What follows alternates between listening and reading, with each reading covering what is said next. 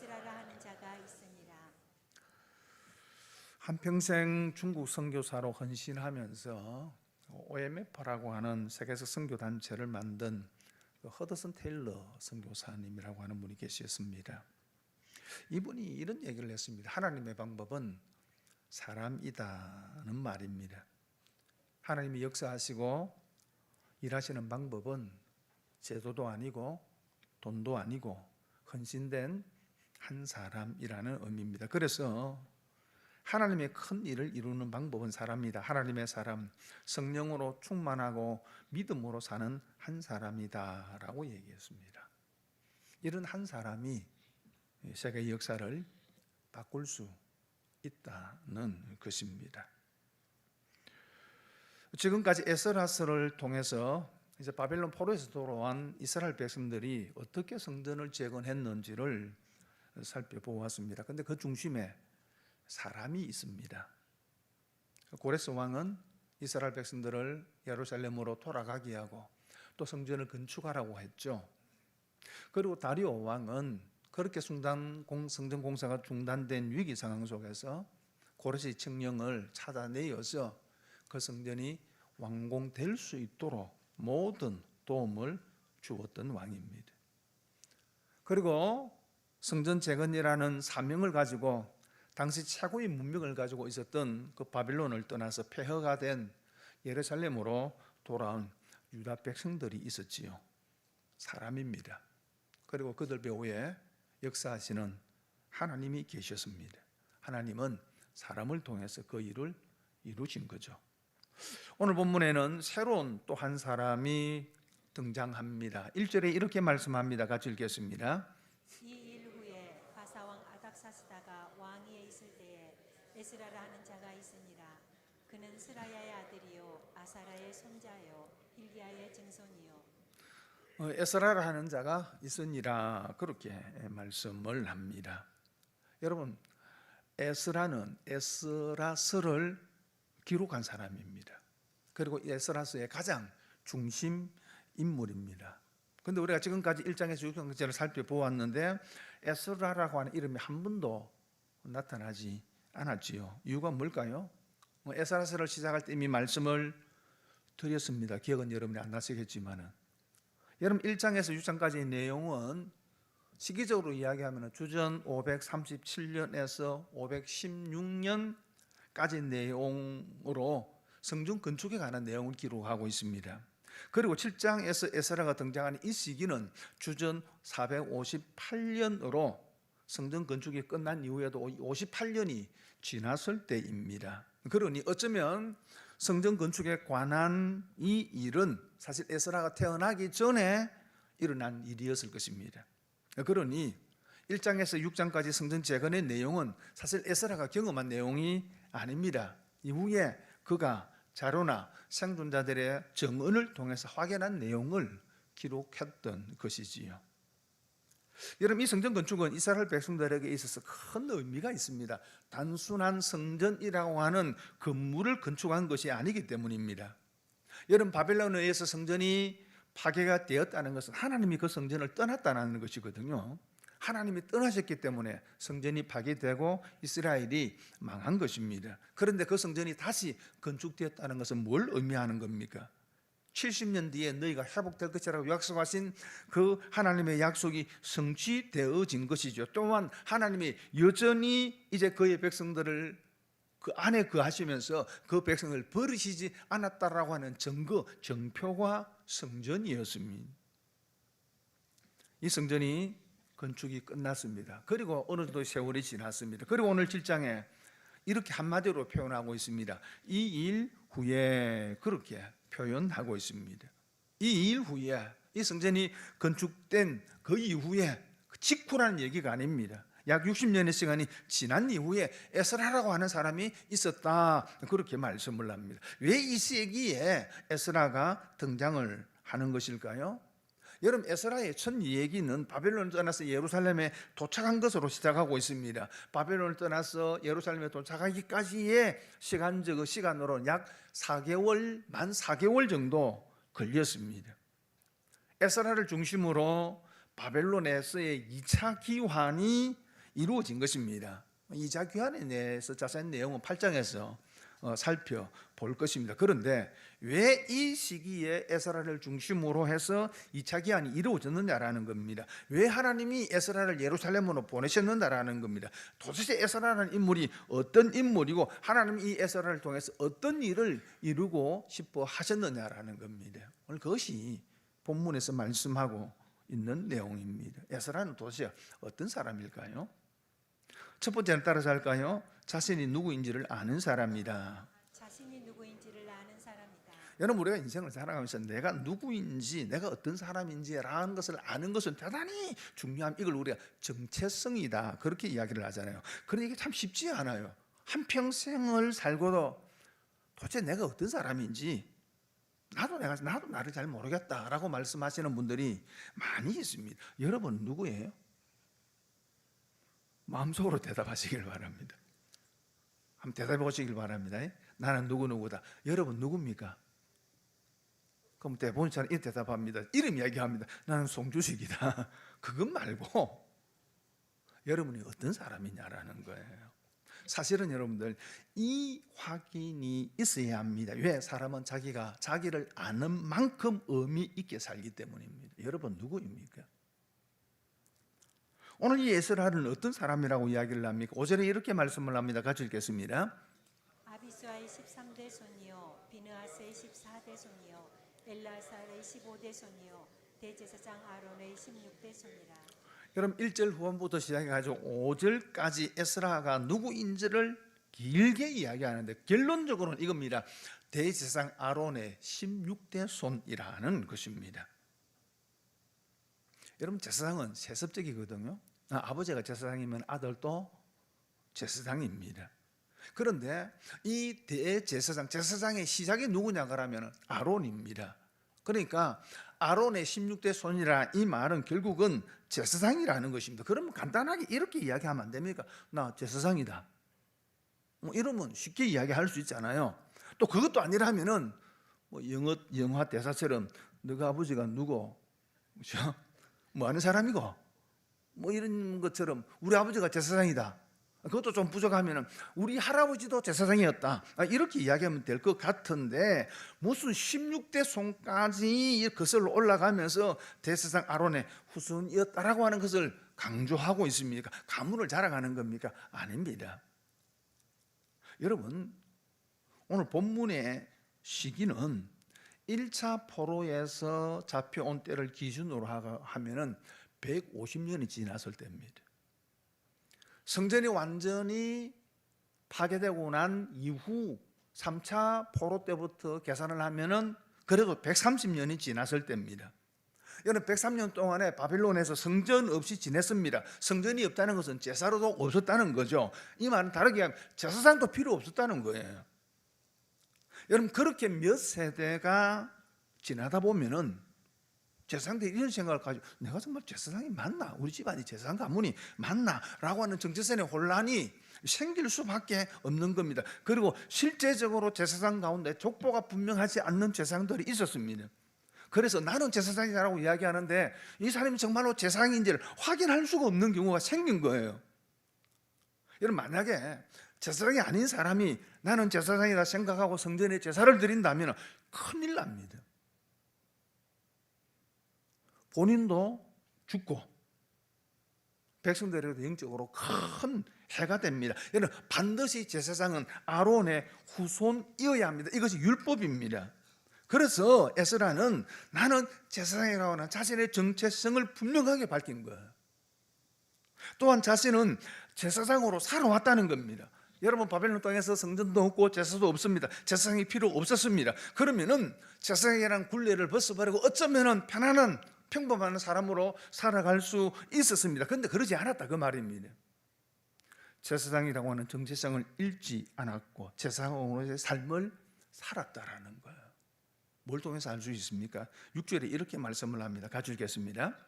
이 에스라가 바벨론에서 올라왔으니 그는 이스라엘의 하나님 여호와께서 주신 모세의 율법에 익숙한 학자로서 그의 하나님 여호와의 도우심을 입음으로 왕에게 구하는 것은 다 받는 자이더니.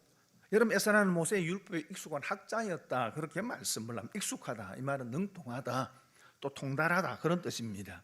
에스라는 율법에, 하나님의 말씀에 능통한 사람으로 바벨론에서도 그의 백성들에게 율법을 가르쳤다라는 것입니다. 여러분, 제사장은 단순히 성전에서 제사만 집례하는 사람이 아닙니다. 하나님의 말씀을 연구하고 그 말씀을 백성들에게 가르치는 사람입니다. 여러분, 에스라는 바벨론에서 태어났습니다. 그리고 자랐습니다. 적어도 포로 3, 4세대 정도 되었을 것입니다. 그러면 바벨론 문화와 삶의 방식에 익숙한, 사실은 바벨론 사람입니다. 그런데 에스라는 그러지 않았다는 겁니다. 하나님께 주신 율법 말씀에 익숙한 사람이었다는 거죠. 그리고 뿐만 아니라 6절에 이렇게 이야기합니다. 왕에게 구하는 것은 다 받는 자이더니, 그렇게 말씀을 합니다. 에스라가 왕에게 무언가를 구하면 왕이 다 허락했다는 것입니다. 이는 페르시아의 아닥사스다 왕과 아주 가까우면서 친밀한 관계였다라는 것입니다. 여러분, 에스라가 율법에 익숙한 사람으로 페르시아 살면서 유대인 공동체 안에서만 존경받고 세상과 땀을 삭고 사는 사람이 아니었다는 거예요. 그는 유대 공동체의 대표로서 율법에 능통한 만큼 그가 하는 모든 일에 있어서 뛰어난 실력을 보여주는 사람이었습니다. 그래서 왕이 그가 무엇을 요구하든지 다 들어줬다는 겁니다. 그냥 편하게 요즘식으로 이야기를 한다면은 그는 교회 안에서도 밖에서도 인정받고 신뢰받는 사람이었다라는 거예요. 우리가 약간 오해하는 것이 하나가 있는데, 그게 뭐냐 그러면은요, 성경이 믿음으로 사는 자는 박해를 피할 수 없다라고 말씀하고 있으니까 성도가 세상에서 믿음으로 살면 반드시 어려움을 겪게 된다라는 생각을 가지고 있습니다. 정말 그렇습니까? 사실 그렇지 않아요. 그러다 보니까 어떤 생각을 갖느냐가 하면은 자신이 겪는 어려움이 모두가 다 믿음 때문일 것이다라고 하는 아름다운 상상을 합니다. 착각이에요. 물론 우리가 믿음으로 살 때 반드시 어려움이 따라올 때가 많이 있습니다. 하지만 반드시 그런 것이 아니라 그 말입니다.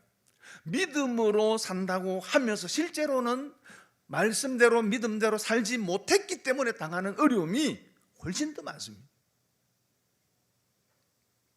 예수님은 이렇게 말씀을 하셨습니다. 너희 착한 행실을 통하여 하나님께 영광을 돌리게 하라, 그렇게 말씀합니다. 여러분, 성도의 믿음의 삶을 인해서 믿지 않는 사람들이 하나님께 영광을 돌리게 된다는 것입니다. 우리가 바른 믿음으로 살 때, 말씀대로 살 때 믿지 않는 사람들에게 때로는 믿지 않는 사람들이 싫어할 수 있습니다.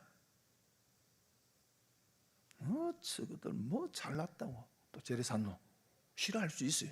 그러나 무시하지는 못합니다.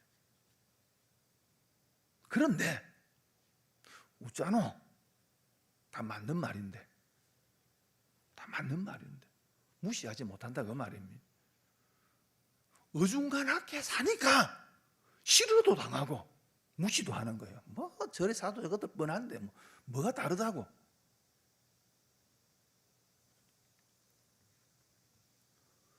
자, 그러다 보니까 어떤 성도들은 세상에서 믿음으로 사는 것이, 말씀대로 사는 것이 어려우니까 세상을 떠나려 하는 거예요. 담을 삭고 살려는 겁니다.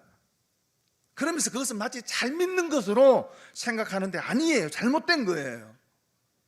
여러분, 에스라는 율법에 익숙했지만 바벨론에서 페르시아의 왕에게 신뢰받고 인정받는 사람이었다라는 거예요. 서강대 교수를 정년 퇴임하시고 미국 칼빈 대학교에서 지금 교수로 있는 강영안 교수님이라고 계십니다. 이분이 사실은 고신 대학 신학을 하고 철학을 공부를 해서 철학 교수로 있는 사실 장로님이세요. 근데 이분이 한 강연에서 이런 얘기를 했습니다. 한국 교회가 개토가 될 수 있다. 개토라고 하는 것은 유대인들을 강제적으로 격리를 시켜서 유대인들이 집단적으로 거주하는 그 지역을 개토라, 그렇게 불렀습니다. 1200년대에 이슬람 국가인 이 모로코에서 최초로 유대인들만 모여 살 수 있도록 강제로 유대인들을 모아다가 격리시켜 놓았습니다. 그리고 13세기, 14세기, 15세기에 거치면서 유럽에서도 사실 기독교가 사실 유대인들 많이 박해를 했습니다. 유대인들 많이 박해를 했습니다. 그래서 이 유대인들을 강제로 격리를 시켜서 유대인들만 모여 살게 한 겁니다. 오늘날에는 소수민족들이 따로 모여서 사는 도시의 어떤 특정 지역을 두고서 개토라 그렇게 부르기도 하고요. 때로는 세상과 소통하지 못하고 자기 안에서만 갇혀버린 어떤 공동체를 두고서 개토라 그렇게 부르기도 합니다. 한국 교회가 이렇게 개토가 되기 쉽다는 겁니다.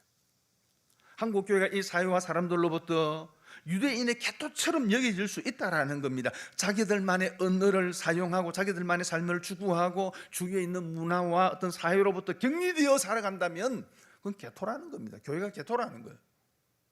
세상의 고통, 질문, 현실에 대해 귀를 닫고 적극적으로 응답하지 않는다면 교회는 그저 종교 활동만 반복하는 영적 섬이 되어버린다는 거예요. 왜 이런 우려가 나옵니까? 교회가 내부적으로는 끈끈한 공동체이지만은 사회적으로 볼 때에는 불신, 거리감을 점점 키워가고 있는 상황이기 때문이에요. 그래서 교회는 세상을 사랑하지 않고 세상은 교회를 신뢰하지 않는 이중단절 상태가 되는 것, 이게 교회의 개토화라는 겁니다. 이건 성경적이 아닙니다. 예수님은 너희는 세상의 빛이고 세상의 소금이라고 말씀을 하셨습니다. 빛은 어두운 곳에 필요하고 소금은 부패해 가는 곳에 필요합니다. 여러분, 성도와 교회는 세상 속에 있어야 하고 그곳에서 빛이 되고 소금이 되어야 되는 겁니다. 개토가 되면 안 됩니다. 그러기 위해서 여러분, 교회는, 성도들은 하나님의 말씀에 능통할 뿐만 아니라 교회 밖에서도 신뢰받을 수 있어야 한다는 겁니다. 우리가 정말 하나님의 말씀에 붙들리면은 세상에서 박해받아. 때로는 그런 시대가 있습니다. 그런 때도 있습니다. 하지만 평범한 시대는 그렇지 않습니다. 여러분, 고수도 고수를 알아봅니다. 여러분이 고수가 되면 세상도 여러분이 알아봅니다. 어정중하니 그게 문제가 되는 거지. 에스라는 자기가 누구인지를 알고 그 페르시아의 세상 가운데서도 왕의 인정까지 받는 사람의 되었다라는 겁니다. 그럼 두 번째로 에스라는 어떤 사람인가? 한번 따라할까요? 자신의 사명을 아는 사람이라. 자신의 사명을 아는 사람이라. 10절 말씀 같이 읽겠습니다. 에스라가 여호와의 율법을 연구하여 준행하며 율례와 규례를 이스라엘에게 가르치기로 결심하였었더라. 자, 에스라가 예루살렘을 올라가면서 결심한 것이 있었습니다. 이 결심했다라고 하는 것은 마음을 굳게 확정했다는 겁니다. 그것 외에 다른 곳에 내 눈과 마음을 두지 않겠다는 뜻입니다. 그래서 공동번역에서는 하고 싶은 마음밖에 없었다. 이건 내가 하고 싶은 마음밖에, 다른 건 난 관심을 두지 않았다는 겁니다. 다시 말하면 자신의 사명으로 생각하고 그것을 위해서만 살기로 결심했다라는 거예요. 도대체 그게 뭐냐라는 겁니다. 오늘 10절에 이렇게 이야기합니다. 첫째는 말씀을 연구하는 겁니다. 에스라가 여호와의 말씀을 연구하여 그렇게 말씀을 합니다. 관심을 갖고 구하고 알아보고 캐어 묻는다라는 뜻입니다. 여러분, 에스라는 이미 율법에 익숙한 사람, 능통한 사람이었습니다. 학자라고 했는데 이것은 서기관이라는 말이에요. 하나님의 말씀을 필사 옮겨 적는 사람입니다. 여러분, 성경을 필사를 해보면 성경이 뭘 이야기하는지 보다 분명하게 알 수 있거든요. 그러니 이미 성경에 익숙한 사람입니다. 그런 에스라가 말씀을 더 연구하기로 결심했다라는 거예요. 여러분, 성경은 2000년 전에 이미 기록이 끝난 책이잖아요. 그리고 그 2000년 동안에 수많은 사람들이 읽고 연구가 되어져 왔습니다. 2000년 동안에 시대마다 학자들이 성경을 연구해 와서, 그러면 뭐 짜다라 연구할 게 있겠습니까? 그렇지 않아요, 그죠? 2000년 동안 연구되어져 왔는데, 그럼에도 불구하고 성경은 더 연구되어져야 하고 지금도 연구되어지고 있습니다. 왜 그럴까요? 여러분, 하나님의 말씀은 인간이 다 이해할 수 없기 때문입니다. 성경은 말하지 않는 생각 같은 것입니다. 우리가 파고 또 파도 거기에 하나님의 새로운 은혜와 진리가 여러분 성경을 통해서 흘러 넘치기 때문입니다. 여러분, 그러므로 세상에서 가장 어리석은 사람은 성경 조금 배우고 나 성경 다 알아 라고 하는 사람입니다. 여러분, 하나님께 깨닫게 하지 않으면 깨달을 수 없는 것이 하나님의 말씀입니다. 겸손하게 우리가 성경을 대해야 됩니다. 사모하셔야 됩니다. 여러분은요, 읽고 묵상하고 사모하고.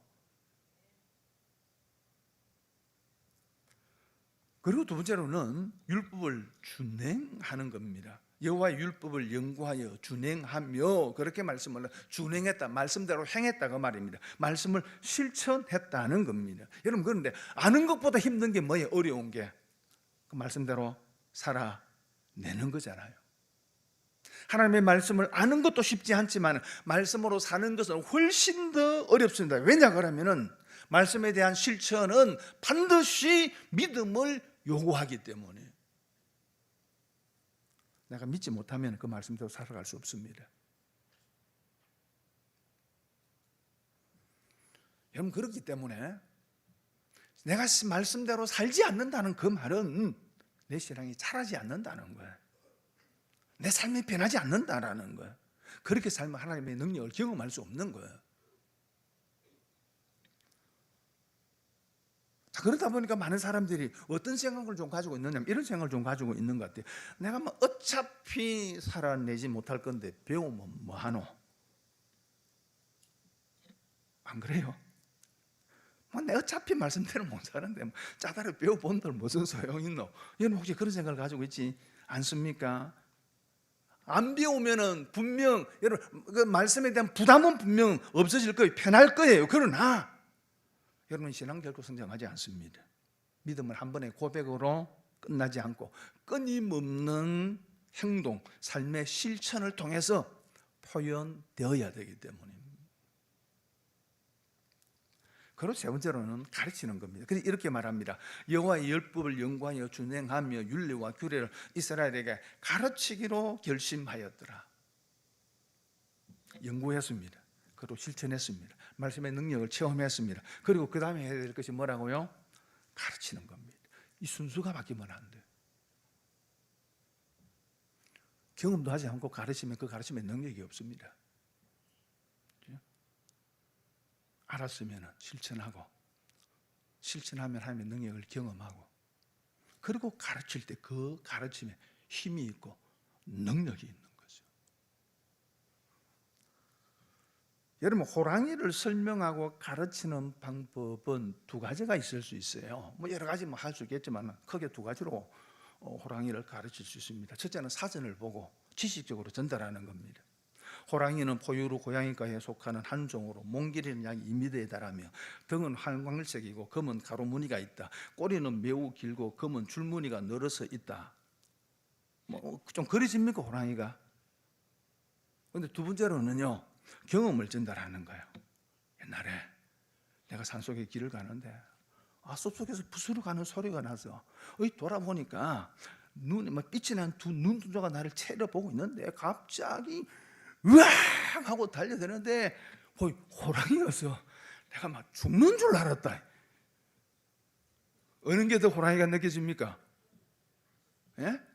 사전 읽어주면 아무 느낌이 없어요. 내가 경험한 걸 이야기하면 살아있는 게 막 느껴지잖아요. 그죠? 하나님의 말씀도 마찬가지라 그 말입니다. 에스라가 연구하고 그리고 실천하고 그리고 경험하고 그걸 백성들에게 가르치기를 결심했다는 거죠. 여러분, 사람을 새롭게 하는 것은 하나님의 말씀인 줄 믿습니다. 여러분, 예배가 중요하죠. 성전이 중요합니다. 하지만 말씀을 떠나버린다면 성전도 예배도 아무 의미가 없습니다. 여러분, 솔로몬이 성전을 건축한 이후에 하나님께서 성전 건축한 것에 대해서 좋아하시면서 막 이런 말씀을 하지 않고 좀 이상한 말씀을 하세요. 열왕기상 9장 6절입니다. 같이 읽겠습니다.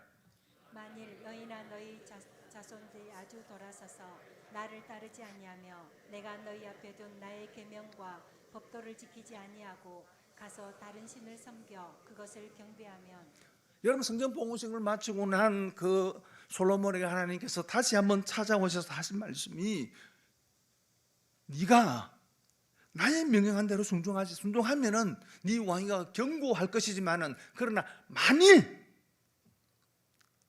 하나님의 말씀과 계명을 지키지 않고 다른 신을 섬기면 이 성전이라도 던져버릴 거다.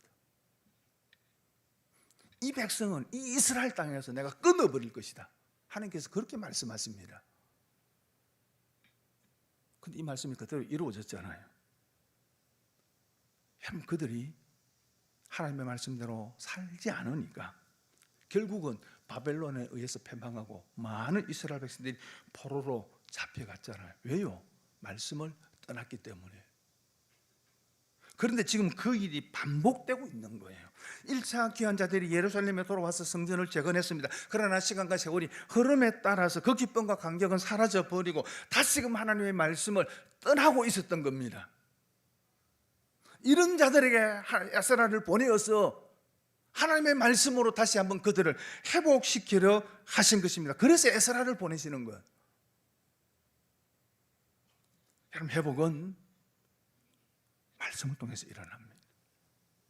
부흥은 말씀을 통해서 일어납니다. 제가 몇 주 전에 신학교가 소방서가 되어가고 있다 이런 말씀을 드렸습니다. 열정을 가지고 신학교 들어가서 신학과 성경을 지식으로만 배우다 가슴이 냉랭해서 그렇게 졸업하는 경우가 많다 그런 말씀을 드렸는데 이 말을 여러분 절대 오해하면 안 됩니다. 신학과 성경이 중요하지 않다는 말이 절대로 아닙니다. 여러분, 신학은 목회에 있어서 울타리와 같습니다. 제가 지금까지 이렇게 목회를 하면서 제가 지금 뒤늦게 깨달은 것 중에 하나가 뭐냐 그러면은 신학은 목회 울타리다. 여러분, 성경은 목회 울타리예요. 이게 튼튼하지 않으면 목회가 쉽지 않아, 오히려 허물어져요.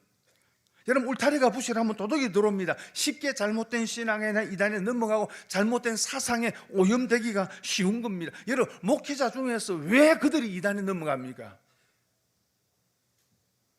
이게 허술하니까 그래. 이게 허술하니까. 잘 배워야 됩니다. 성경이 능통해야 됩니다. 그런데 그 위에 하나님의 성령이 부어져야 한다는 것입니다. 말씀이 경험되어야 된다는 겁니다. 그럴 때에 능력의 사자가 되는 거죠. 그죠?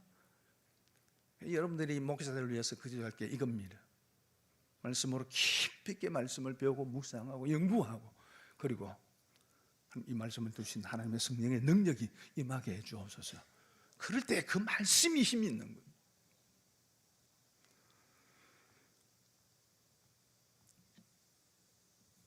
여러분, 그러니 여러분도 마찬가지예요.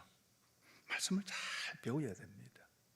그래야지 교회를 바르게 섬길 수 있습니다. 말씀을 모르면요, 자기 신념으로 교회를 섬기려고 합니다. 자기 열심으로 경험으로만 교회를 섬기려고 그러는 거예요. 그러면요, 열심히 할수록 잘못됩니다. 여러분, 방향이 잘못되면 빨리 가면 빨리 갈수록 내가 원하는 목적지에서 더 멀어지잖아요.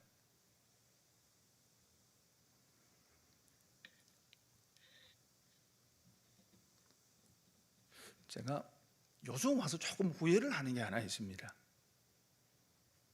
왜냐하면 제가 이제 주일 설교를 중심으로 이렇게 많이 강조를 또 주일 예배 중심으로 이렇게 목회를 좀 해왔다고 저는 그렇게 생각을 하는데 그러다 보니까 좀 가르치는 데 제가 좀 많이 부족했다 그런 생각을 좀 가집니다. 뭐 성경 공부도 하고 여러 가지 했지만은 이걸 좀 더 세게 해야 되는데, 그죠? 세게 막 요거 안 하면은 안수 집사님 못 되고 요거 안 하면은 막 간사님 못 됩니다. 요렇게 해야 되는데 제가 원칵 마음이 좋으니까 막 적당히 한 게 지금 좀 많이 후회가 돼. 여러분, 배우세요. 지금이라도 배우세요. 기회가 있으면 하시기를 바랍니다. 교회 안에 성경 프로그램이 있으면 여러분이 직분 따지지 마시고 내가 이때 내가 뭘 아니에요. 여러분을 여러분이 되게 하는 것은 하나님의 말씀입니다. 그리고 6절에 이렇게 말씀을 하고 있습니다. 같이 읽겠습니다. 하나님 여호와께서 주신 모세의 율법에 익숙한 학자로서 그의 하나님 여호와의 도우심을 입음으로 왕에게 구하는 것은 다 받는 자이더니. 자, 에스라를 이렇게 설명하는 몇 가지로 설명하고 있죠. 첫째는 모세 율법에 익숙한 자다, 그렇게 이야기를 하고 있죠. 그리고 그때 보면은 왕에게 구하는 것은 다 받는 자다, 그렇게 말씀합니다. 그리고 그 중간에 뭐가 있습니까? 그의 하나님 여호와의 도우심을 입음으로, 그렇게 말씀을 합니다. 말씀에 익숙한 자, 말씀대로 살려고 하는 그 자를 하나님이 도우심을 통해서 페르시아 왕에게도 인정받게 하셨다라는 겁니다. 여러분이 정말로 하나님의 말씀에 붙들릴 때 하나님이 여러분을 도우시는 줄 믿습니다. 존 워너메이커라고 하는 사람이 있습니다. 최초로 현대적인 백화점을 창립한 사람으로서 백화점의 왕이다, 그렇게 불리는 사람입니다. 그리고 미국 최신부 장관이 되어서 큰 업적을 낳았을 뿐 아니라 빈민 구호 시설을 설립을 해서 사회 발전에도 큰 기여를 한 사람이에요. 그가 주일학교를 다닐 때에 성경책이 너무 갖고 싶었으면, 그때만 하더라도 성경책이 좀 비쌌으니까, 그런데 선생님에게 이제 부탁을 해서 $2 75센트의 빨간 가죽 성경책을 사게 되는데, 근데 가격을 알고 보니까 또 너무 돈이 없어요. 35센트밖에 없었습니다. 그래서 선생님에게 부탁을 했습니다. 서점 주인에게 이야기를 해주셔가지고 제가 외상으로 이거를 사고 제가 돈을 모아서 갚겠습니다. 이 선생님하고 약속을 하고 성경책을 산 거예요. 그리고 무려 1년 6개월 동안에 아버지가 벽돌 공장을 했는데 아버지 공장에서 벽돌을 나르는 일을 1년 6개월을 해서 결국 그 돈을 다 갚게 된 거예요. 이후에 그가 성공하고 84세가 된 때에 1921년도에 사학가로서 60주년을 맞는 기념 행사를 하게 됐는데, 한 기자가 그에게 이런 질문을 했습니다. 회장님, 지금까지 투자한 것 중에서 가장 성공적인 투자는 무엇이었습니까? 그가 대답을 합니다. 내가 10살 때 최고의 투자를 한 적이 있지요. 그때 나는 $2 75센트를 주고 예쁜 가죽 성경 한 권을 구했어요.